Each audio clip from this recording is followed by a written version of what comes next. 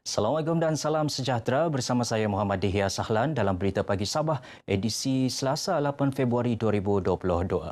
Baik, situasi semasa banjir di Pitas. Setakat 8 malam tadi, jumlah penduduk terjejas kekal 386 penduduk melibatkan 117 keluarga berada di 4 pusat pemindahan sementara PPS. Menurut infografik Jawatankuasa Pengurusan Bencana Negeri JPBN Sabah, 8 kampung yang dilaporkan terjejas ialah Kampung Tambilidon, Kalumpang, Taka, Saab Darat, Rukom Ulu, Kusilat, Desa Seberang dan Kampung Kanibongan, yang menyebabkan 132 penduduk daripada 35 keluarga berlindung di PPS Dewan SK Rukom, 108 penduduk melibatkan 41 keluarga di PPS Dewan SK Pekan Pitas 2. Manakala 73 penduduk pula masing-masing dipindahkan ke Dewan Kampung Kusilad dan Dewan Kampung Sinukab. Baik saudara, perkembangan semasa COVID-19, Sabah merekodkan 1,600 kes jangkitan baharu semalam, meningkat 315 kes berbanding hari sebelumnya. Menteri Kerajaan Tempatan dan Perumahan Datuk Seri Panglima Masidi Manjun berkata, bilangan kes baharu di hampir semua daerah juga semakin meningkat. Menurut kenyataan Datuk Masidi, terdapat 4 daerah dengan kes baharu 3 angka, 15 daerah mencatatkan 2 angka, 6 daerah 1 angka dan hanya 2 daerah tidak mencatatkan sebarang kes baharu. Jumlah kluster aktif seluruh negeri ialah 26 termasuk 2 kluster baharu iaitu kluster Giram di Kunak dan kluster Jalan Pintas Sembulan di Kota Kinabalu. Kluster tempat kerja di Kunak, kluster Giram yang berlaku di Ladang Giram kini mencatatkan kumulatif 20 kes. Manakala kluster institusi pendidikan Jalan Pintas Sembulan melibatkan sekumpulan pelajar asrama di Sekolah Menengah Maktab Sabah. Jumlah kumulatif kluster kini 18 orang. Baik saudara, seterusnya kita ikuti statistik terkini kes baharu mengikut daerah dan kadar vaksinasi bagi Sabah.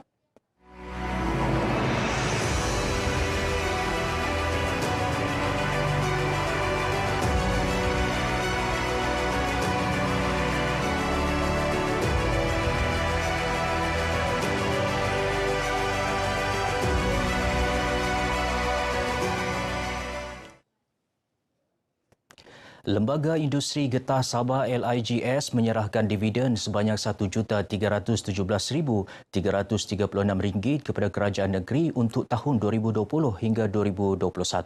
Dividen itu diserahkan Pengurus Besar LIGS, Sabdil Tanjung kepada Setiausaha Kerajaan Negeri, Datuk Seri Panglima Safar Untung di Menara Kinabalu. Penyerahan berkenaan turut disaksikan Ketua Menteri Datuk Seri Panglima Haji Jinor dan Pengerusi LIGS Edward Linggu. Terdahulu, Datuk Haji Ji yang juga Menteri Kewangan Negeri turut menyaksikan penyerahan bantuan banjir berjumlah RM100,000 daripada Sabah Electricity Sendirian Berhad SESB kepada Tambung Bencana Negeri Sabah. Sumbangan tersebut diserahkan Ketua Pegawai Eksekutif SESB, Datuk Insinyur Abdul Nasir Abdul Wahid kepada Datuk Safar. Seorang bekas pengarah sebuah kolej swasta di Kota Kinabalu ditahan Suruhanjaya Pencegahan Rasuah Malaysia SPRM Sabah kerana dipercayai mengemukakan tuntutan palsu. Pengarah SPRM Sabah Datuk S. Karunaniti ketika dihubungi mengesahkan lelaki 40-an itu ditahan di Pejabat SPRM Kota Kinabalu ketika hadir memberi keterangan.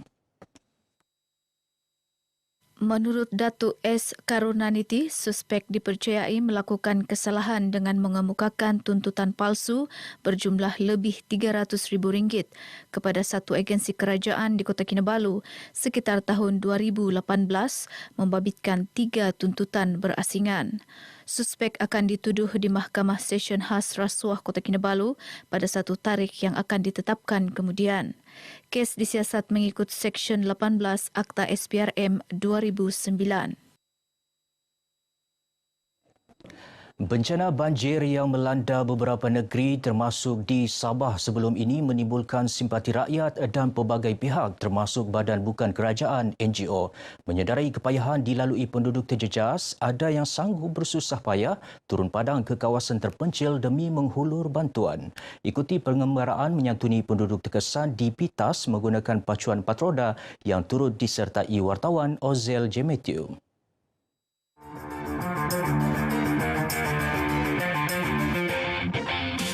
Misi bantuan mangsa banjir Pitas anjuran NGO Persatuan Reach Out ini dijayakan dengan kerjasama beberapa pihak. Ia melibatkan CIMB Foundation, Bulan Sabit Merah Kota Kinabalu, Persatuan Kebajikan Wanita Berwawasan, Happy Place dan TAF Diesel. 30 anggota misi terpaksa merentasi laluan mencabar untuk sampai ke 42 kampung membawa bantuan berbentuk bakul makanan, minuman dan bot beserta enjin. My objective for this mission is to reach out to all the flood victims who are located in very remote part of this area, Bengkoka, Pitas. Most of the time, the assistance is close to the township and they don't reach these people. And so our mission has always been to assist the poorest of the poor, the people. Usaha murni ini menyentuh hati penduduk terlibat. Syukur Alhamdulillah, kami amat-amat bersyukur dan banggalah kerana mendapat perhatian dan juga dapat sumbangan. Mudah-mudahan sumbangan dan juga keperhatian ini dapat membantu serba sedikit penduduk kampung di sini. Sebagai wakil penduduk kampung, berharap bukan saja daripada pendana ini, malah ada lagi pendana yang lain bagi membantu kami supaya lebih meringankan beban kami. Terima kasih ya kepada NGO bantu orang kampung. Kami ini orang susah. Terima kasih banyak ya. Gembira sekali karena kita telah menerima bantuan yang telah ditaja oleh Reach Out sendiri dan penaja utama dia ialah CIMB Foundation dan beberapa rakan yang lain, grup 4x4 karena sanggup untuk mereda laluan yang sangat sukar sekali untuk datang di Kampung Logo ini. Dan ucap terima kasihlah atas sokongan NGO maupun pihak-pihak yang terlibat atas sumbangan bantu penduduk kampung di sini. Kepada pihak-pihak berkenaan, bantulah kami di sini sedaya upaya bagi meringankan beban penduduk kampung di sini. Secara keseluruhan, misi ini mengambil masa selama 3 hari, iaitu 1 hingga 2 jam untuk sampai ke setiap kampung dan lebih mencabar, ia turut diiringi cuaca hujan. Semoga misi bantuan penduduk terjejas banjir di daerah Pitas ini mampu mengurangkan sedikit bebanan keluarga luar bandar yang kurang berkemampuan dan kita mengharapkan agar lebih ramai lagi individu ataupun NGO yang tampil memberi bantuan bersama-sama mereka yang memerlukan. Ozel Jemethiu, RTM.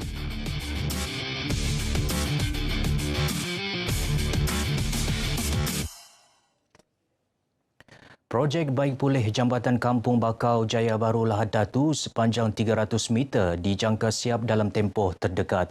Ketika ini, kerja-kerja baik pulih jambatan melibatkan kos RM200,000 itu sedang giat dilaksana.